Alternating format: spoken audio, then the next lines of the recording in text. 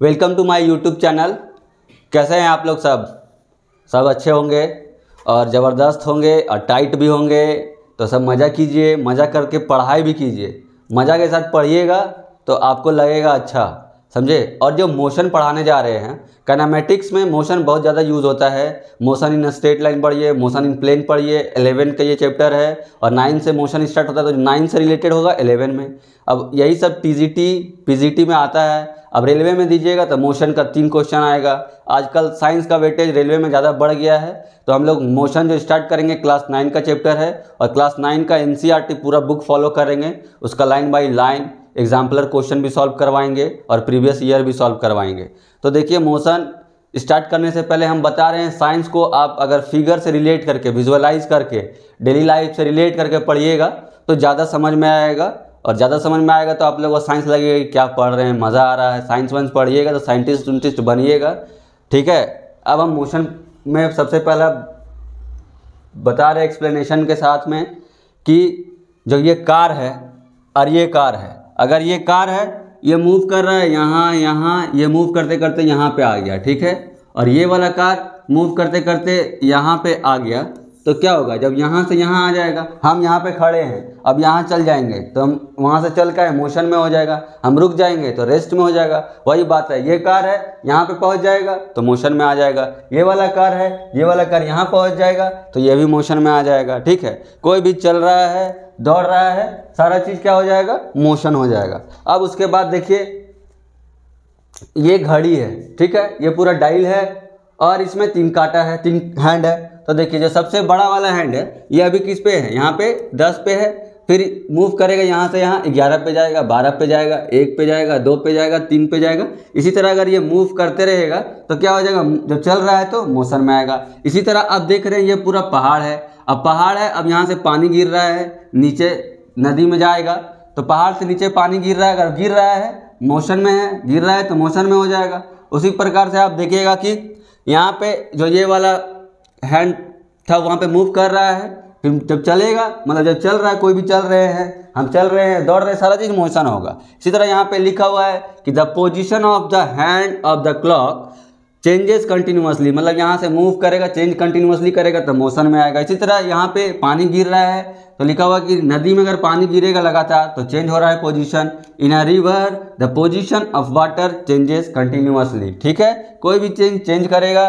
फिर उसी तरह एक और एग्जांपल है, इसीलिए बता रहे हैं साइंस में आप लोग को विजुअलाइज करके अगर हम पढ़ाएंगे, सारा चीज़ फिगर के साथ बताएंगे तो और अच्छा से आप लोग को समझने में कोई दिक्कत नहीं होगा, ठीक है। तो देखिए, ये अर्थ है।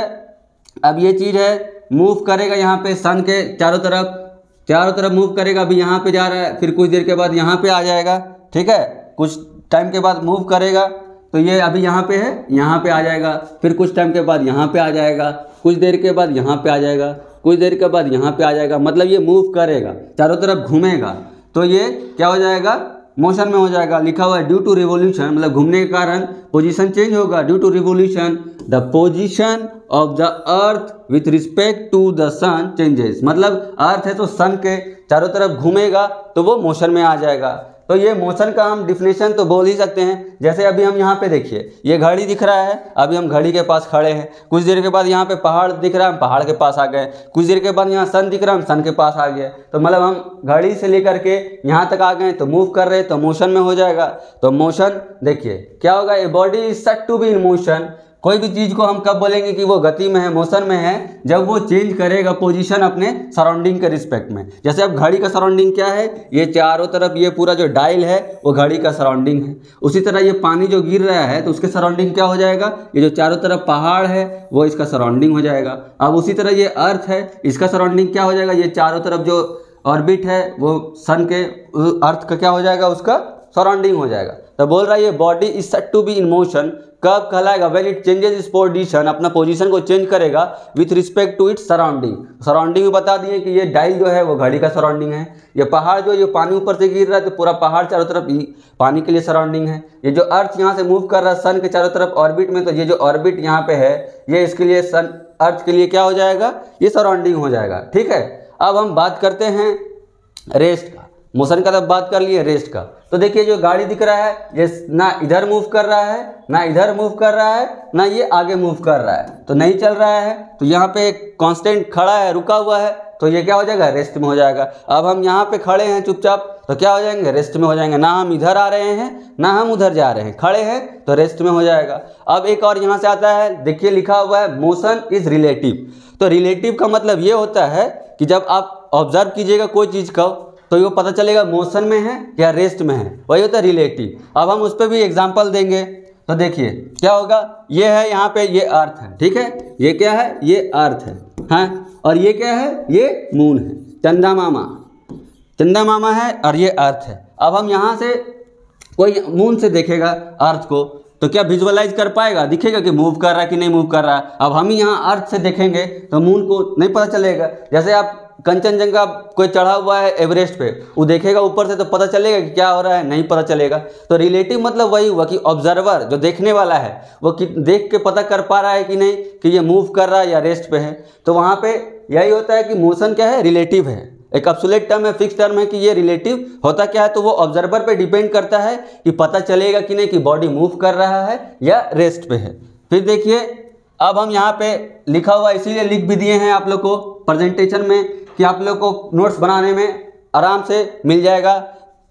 देखिए ये body can be moving for one observer, एक बॉडी किसी के लिए मूव करेगा, कोई ऑब्जर्व कर रहा है, अगर हम यहाँ पे खड़े हैं, ठीक है, अब हम यहाँ से मूव कर रहे हैं, तो कोई जो हम लोग नज़दीक से देखेगा उसके लिए हम मूव कर रहे हैं, और जो बहुत दूर से देखेगा उसको पता नहीं चलेगा, तो वो ऑब्जर्व नहीं कर पा रहा कि हम मूव कर रहे हैं या नहीं कर रहे हैं। तो इसीलिए देखिए लिखा हुआ कि a body can be moving for one observer and at the same time at rest for another observer. एक चीज़ है, कोई अगर माउंटेन से देखेगा नीचे कि कोई गाड़ी चल रहा है कि नहीं चल रहा है, तो नज़दीक से देखेगा तो उसको पता चल रहा है कि गाड़ी आ रहा है जा रहा है, लेकिन जो माउंटेन में पूरा चढ़ के देखेगा उसको पता नहीं चलेगा गाड़ी आ रहा है कि जा रहा है। तो एक ऑब्जर्वर के लिए उसी टाइम पे गाड़ी चल रहा है, एक ऑब्जर्वर के लिए नहीं पता चल रहा है कि मूव कर रहा है कि नहीं, तो उसको हम लोग क्या बोलेंगे, रिलेटिव टर्म ला दिए हैं, ठीक है। कभी कभी आता है एग्जाम में कि motion is what dash, relative, obsolete, तो आप लोग क्या लिखिएगा, रिलेटिव लिखिएगा। क्यों रिलेटिव लिखिएगा, कि ऑब्जर्वर पे डिपेंड करता है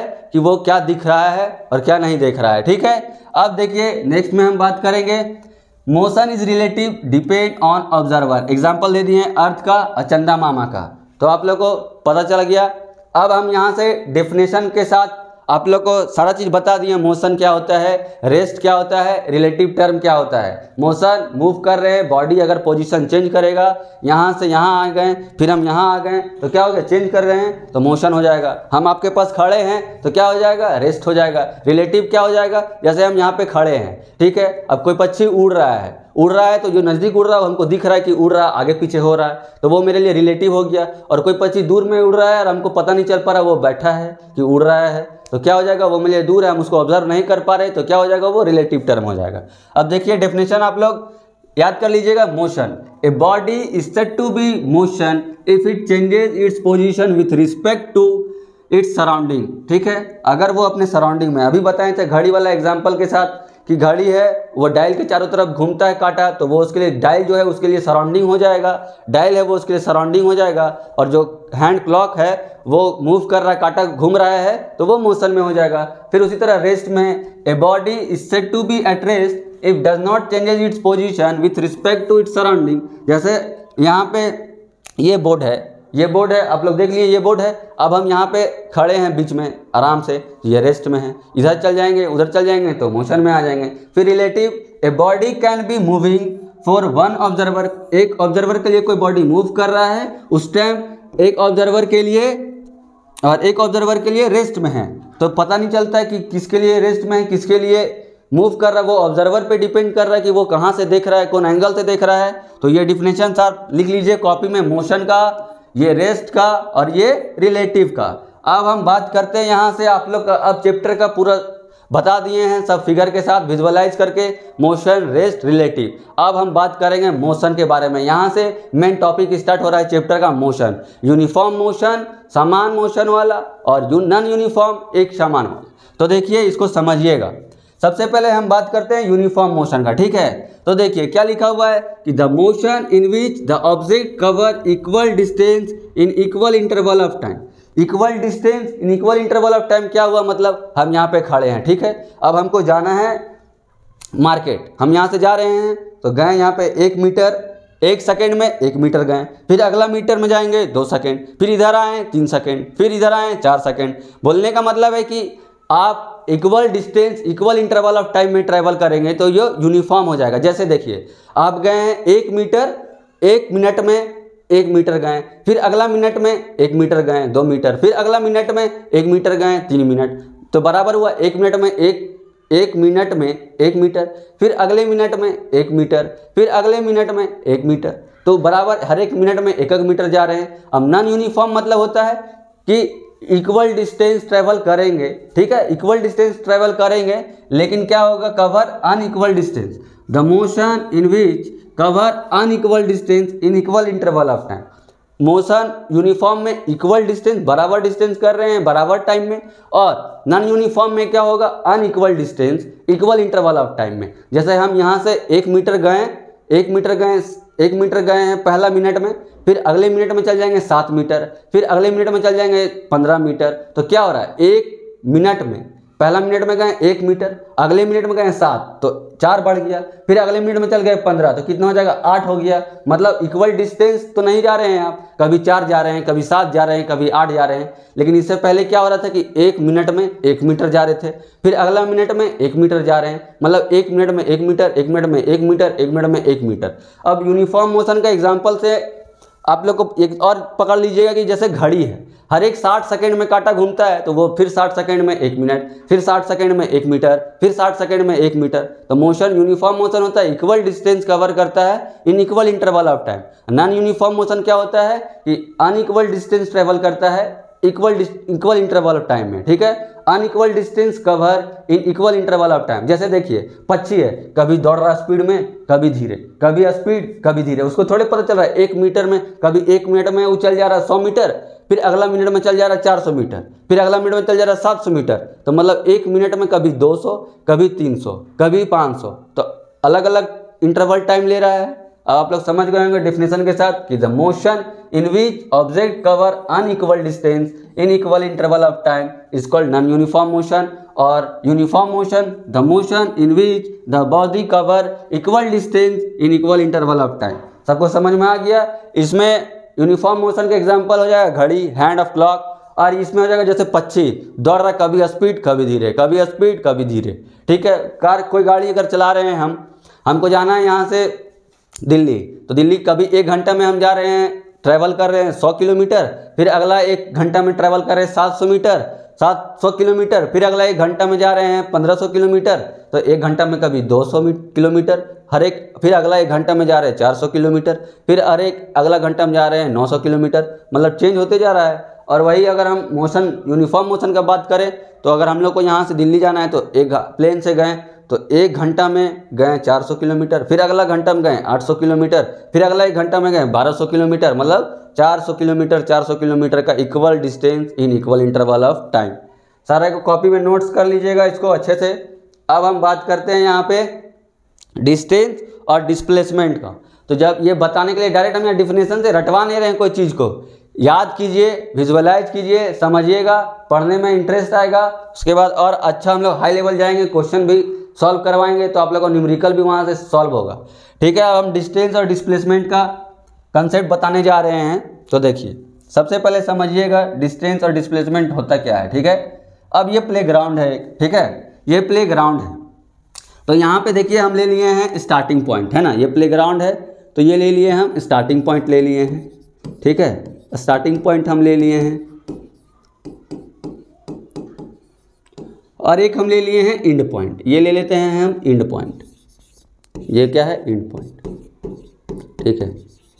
अब यहाँ से चलिए हम मान लेते हैं आप लोगों का जो फेवरेट हीरो हीरोइन से नाम से आप लोगों को जल्दी याद होता है ना, चलिए हम यहाँ से देख लेते हैं कौन हीरो को लीजिएगा।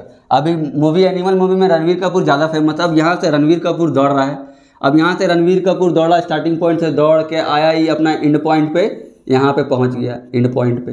रणवीर कपूर यहाँ से दौड़ते दौड़ते आया और यहाँ पे पहुँच गया। अब यहाँ से टोटल डिस्टेंस कितना हो जाएगा, मान लेते हैं हम ये 500 मीटर डिस्टेंस है, ठीक है। ये 500 मीटर डिस्टेंस है रणवीर कपूर।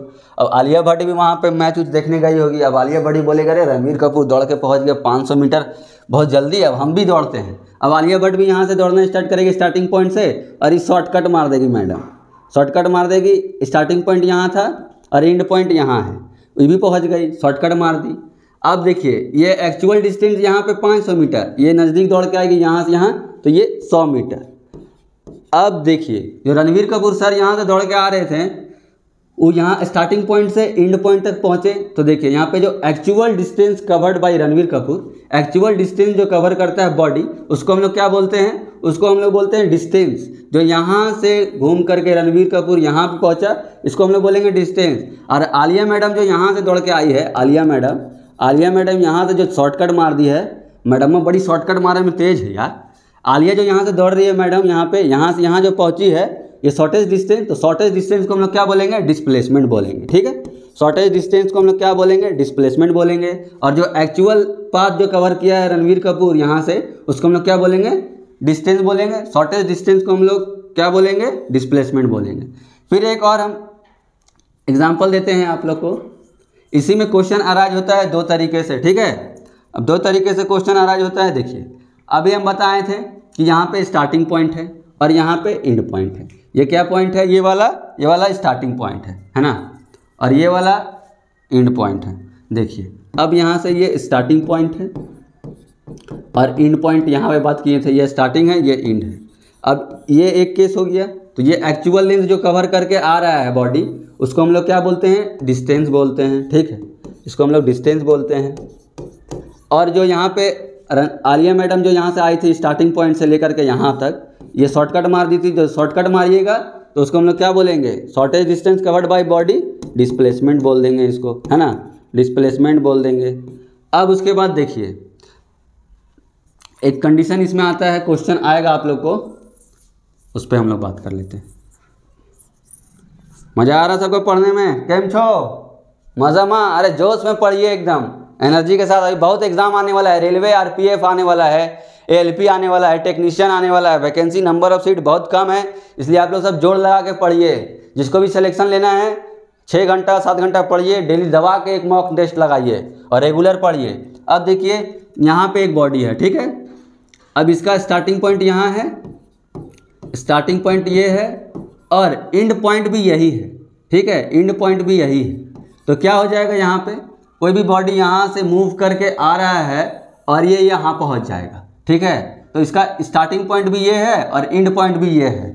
तो इसमें क्या हो जाएगा, यहाँ से जो कवर करके आया ये एक्चुअल डिस्टेंस, ये तो डिस्टेंस हो गया, लेकिन डिस्प्लेसमेंट यहाँ पे क्या हो जाएगा, डिस्प्लेसमेंट यहाँ पे 0 हो जाएगा। क्योंकि रीज़न है कि एंडिंग पॉइंट और स्टार्टिंग पॉइंट बॉडी का अगर सेम रहेगा तो वहाँ पे डिस्प्लेसमेंट क्या हो जाएगा, 0 हो जाएगा। एक क्वेश्चन यहाँ से आता है, आप लोगों को बहुत अच्छे से समझ में आ गया होगा। Distance actual length covered by body, example के साथ, a shortage distance covered by body, displacement. Science कुछ नहीं है भाई, एकदम बस पकड़ के समझ के पढ़िएगा, मज़ा आएगा पढ़ने में। अब देखिए ये क्वेश्चन भी आता है, तो वेक्टर क्वांटिटी जिसमें मैग्नीट्यूड और डायरेक्शन रहता है उस पर भी हम एक्सप्लेनेशन देंगे, जो पढ़ाए हैं उस पर हम बात करते हैं, ठीक है। देखिए क्या है कि when a athlete runs on a circular track reaches the same point. अभी हम बताए थे आपको, क्या बताए थे कि एक एथलीट है यहाँ से और ये सर्कुलर पाथ पे घूम रहा है लेकिन पहुँच जा रहा है वहीं पे। When a athlete run on a circular track, ये सर्कुलर ट्रैक है, ये सर्कुलर ट्रैक है, रीचेज द सेम पॉइंट, मतलब एंड पॉइंट भी यही है इसका और स्टार्टिंग पॉइंट भी यही है इसका, ठीक है। तो क्या होगा, यहाँ पे डिस्प्लेसमेंट 0 होगा, अभी बताए थे डिस्प्लेसमेंट यहाँ पे क्या हो जाएगा, 0 हो जाएगा। तो ऑप्शन देखिए, जब डिस्प्लेसमेंट यहाँ 0 हो जाएगा तो पहला डिस्प्लेसमेंट और डिस्टेंस, ये ऑप्शन खत्म हो गया। डिस्प्लेसमेंट बड़ा तो होगा नहीं, ये भी ऑप्शन खत्म हो गया। अब जब डिस्प्लेसमेंट 0 है तो डिस्प्लेसमेंट बड़ा कैसे होगा बताइए, जब डिस्प्लेसमेंट 0 है तो डिस्टेंस से बड़ा होगा, ये भी नहीं होगा। अब ये भी नहीं ऑप्शन, 3 ऑप्शन खत्म हो गया, बच गया ये ऑप्शन की डिस्टेंस हमेशा बड़ा होगा डिस्प्लेसमेंट से। ये एक फैक्ट्स भी है कि डिस्टेंस हमेशा बड़ा होगा डिस्प्लेसमेंट से, और ये क्वेश्चन में कैसे आता है आप लोग को बता दिए हैं, ठीक है। सबको समझ में आ रहा है तो चैनल को सब्सक्राइब कर दीजिए। साइंस का क्लास स्टार्ट हो गया है चैनल पे, और मैथ का भी क्लास, ट्रिग्नोमेट्री का स्टार्ट हो गया है। तो देखिए हम लोग बता रहे हैं कि अब लोग एग्जाम तक जुड़े रहिएगा, सबको सिलेक्शन मिलेगा। जो मन लगा के पढ़ेगा उसको जरूर सिलेक्शन मिलेगा, और जो नहीं पढ़ेगा बकैती करेगा वो कैसे सिलेक्शन मिलेगा बाबू। तो देखिए यहाँ पे अभी स्पीड बताए थे आप लोग को, स्पीड डिस्टेंस टाइम में, ठीक है। स्पीड मैथ में भी पढ़ेंगे क्या होता है, डिस्टेंस बाय टाइम। अब डिस्टेंस हम फिगर के साथ बताए थे कि जो पूरा एक्चुअल पाथ कवर करके आएगा बॉडी, उसको हम बोलते हैं डिस्टेंस। और जैसे आलिया दीदी जैसे शॉर्टकट मारिएगा तो उसको बोलेंगे डिस्प्लेसमेंट, ठीक है। तो स्पीड क्या होता है, डिस्टेंस बाय टाइम। और स्पीड क्या होता है, तो स्पीड स्केलर क्वांटिटी है, और वेलोसिटी क्या है, वेक्टर क्वांटिटी है। इस तरह मत याद कर लीजिएगा V फॉर वेलोसिटी तो V फॉर वेक्टर, नहीं भैया रटिएगा मत, चल जाइएगा, समझे। इसलिए देखिए इसको कैसे याद किया जाता है। अब बताते हैं स्पीड क्या होता है। स्पीड होता है डिस्टेंस बाय टाइम, ठीक है। तो यहाँ पे लिखा हुआ है स्पीड के बारे में, distance travel by the object in unit time. Unit time मतलब पर टाइम, तो डिस्टेंस में डिवाइड कर देंगे टाइम से तो स्पीड आ जाएगा। और ये स्केलर क्वांटिटी हो जाता है। ये देखिए scalar quantity, it is either equal, या तो इक्वल होगा या तो फिर ज़्यादा होगा, ग्रेटर देन वेलोसिटी। उसके बाद देखिए वेलोसिटी क्या होता है, डिस्प्लेसमेंट बाय टाइम। मतलब डिस्प्लेसमेंट याद कर लीजिए, शॉर्टकट, शॉर्टेज डिस्टेंस, उसको बोलते हैं डिस्प्लेसमेंट। तो डिस्प्लेसमेंट बाय टाइम क्या हो जाएगा, वेलोसिटी, वेक्टर क्वांटिटी है। तो देखिए एक हम वीडियो बना के लाएंगे आप लोगों की, कौन सा क्वांटिटी अदिश होता है या सदिश, मतलब स्केलर होता है कि वेक्टर होता है। तो स्केलर मतलब समझिए कि मैग्नीट्यूड। अब मैग्नीट्यूड कैसे याद कर लीजिएगा, सब बोलते हैं किताब में लिखा हुआ है कि the body which have magnitude, वो हो गया स्केलर क्वांटिटी। अरे भैया मैग्नीट्यूड मतलब क्या होता है वो समझिए। मैग्नीट्यूड मतलब सिंपल सा याद रखिए, नंबर, संख्या। जैसे ये क्या है, स्पीड है, ठीक है, तो स्केलर क्वांटिटी है, मैग्नीट्यूड है। तो स्पीड, कोई गाड़ी चला रहा 40 का स्पीड से तो नंबर आया 40, कोई गाड़ी चला रहा 10 का स्पीड से नंबर आया 10, ठीक है। उसी तरह हम लोग बात करते हैं वेक्टर में, तो मैग्नीट्यूड भी हो जाएगा और डायरेक्शन भी हो जाएगा। उसका एग्जांपल है वेलोसिटी। अब वेलोसिटी में जैसे हम जा रहे हैं, कोई गाड़ी जा रहा है, शॉर्टेज डिस्टेंस उसका हो गया, डिस्प्लेसमेंट 0 है, उसे भागा दे रहे हैं टाइम से, तो 0 से टाइम दे रहे हैं, तो 0 में यहाँ पे क्या आ जाएगा, एक अगर 0 स्पीड से गया डिस्प्लेसमेंट हुआ, 10 डिस्प्लेसमेंट हुआ, फिर टाइम हुआ, तो इसमें क्या है, मैग्नीट्यूड है 10, डिस्प्लेसमेंट मतलब मैग्नीट्यूड, नंबर आया, और डिस्टेंस और डायरेक्शन, वेलोसिटी उस डायरेक्शन में जा रहा है, तो वो गया वेक्टर क्वांटिटी। फिर देखिए एग्जांपल वेक्टर का फोर्स क्या, हम यहाँ पे हैं, एक ओने से आदमी आया बॉडी बिल्डर मेरे से ज़्यादा 50-60 किलो का, हम 50 किलो का 60 किलो का, हमको फोर्स लगाया उधर से, तो उधर से लगाएगा तो हम इधर ही ढकलाएंगे ना, इधर ढकेले जाएंगे। तो मेरा फोर्स क्या है, इधर से 10 kg इधर से आ रहा है और इस डायरेक्शन में जा रहे हैं, मतलब अपने से अपोजिट डायरेक्शन में जा रहे हैं। तो मेरे पास क्या है, डायरेक्शन भी है, इधर जा रहे हैं अपने लेफ्ट साइड में, और 10 kg के फोर्स से भी लगा रहा है, तो नंबर आ गया, मैग्नीट्यूड आ गया, नंबर आ गया। तो वैसा क्वांटिटी जिसमें मैग्नीट्यूड और डायरेक्शन दोनों रहेगा, वेक्टर क्वांटिटी, और ऐसा क्वांटिटी जिसमें खाली नंबर रहेगा, नंबर बोले तो मैग्नीट्यूड, नंबर है मैग्नीट्यूड है तो स्केलर है। रटिए कोई चीज़ नहीं, समझिए, मज़ा आ जाएगा। उसके बाद देखिए एक्सेलरेशन पे आ गया, मोशन का जितना भी बेसिक कंसेप्ट है सब बता देंगे भाई। उसके बाद नेक्स्ट क्लास में लाएंगे क्वेश्चन, और क्वेश्चन प्रीवियस ईयर रहेगा, उलूल जुलूल पढ़ने से कोई बात नहीं बनेगा, समझे। ऐसा पढ़िए, टू द पॉइंट पढ़िए और हीरो बन के जाइए। एक्सेलरेशन क्या होता है तो इसको भी बात करते हैं, ठीक है। एक्सेलरेशन क्या होता है, तो ये होता है change in velocity by time. क्या होता है, change in velocity by time, ठीक है। कोई भी चीज़ याद मत कीजिएगा। अब देखिए चेंज इन वेलोसिटी, अभी वेलोसिटी बताएं आप लोग को, डिस्प्लेसमेंट बाय टाइम वेलोसिटी होता है, और यहाँ पे टाइम है। अब यहाँ पे एक चीज़ आता है डेल, डेल मतलब होता ही है, क्या होता है, इसका मतलब होता है चेंज होता है, ठीक है। तो देखिए एक्सेलरेशन के बारे में बता दिए, change in velocity by time होता है, डेल्टा मतलब चेंज होता है, इसका ऐसा यूनिट मीटर पर सेकेंड स्क्वायर होता है। ये हम आप लोग को देख रहे हैं क्लास में कैसे विजुअलाइज करके पढ़ा रहे हैं। अब नेक्स्ट क्लास में हम आप लोग को लाएंगे क्वेश्चन, कि इस पर जितना भी रेलवे में मोशन से क्वेश्चन आया हुआ है, डिस्टेंस से, डिस्प्लेसमेंट से, वेलोसिटी से, स्केलर वेक्टर क्वांटिटी से, आप लोग को तुरंत बन जाएगा। कोई भी चीज़ याद नहीं कीजिएगा, जितना समझाए हैं बस एक बार जाके थोड़ा शॉर्ट वीडियो बना के, वीडियो बोल रहे हैं, शॉर्ट नोट्स बना के आप रिवाइज कर लीजिएगा। अभी जब पहली बार वीडियो देखिएगा तो आपको आधा घंटा लगेगा, कॉपी निकाल के देखिएगा 5 मिनट में रिवाइज हो जाएगा। इसलिए चैनल को सब सब्सक्राइब कर दीजिए, और नेक्स्ट क्लास में आप लोग के लिए लाएंगे PYQ। सबको धन्यवाद, सबको सत श्री अकाल। आप लोग अच्छे से रहिए, स्वस्थ रहिए, गर्मी आ गया, पानी पीजिए और मजा से पढ़िए।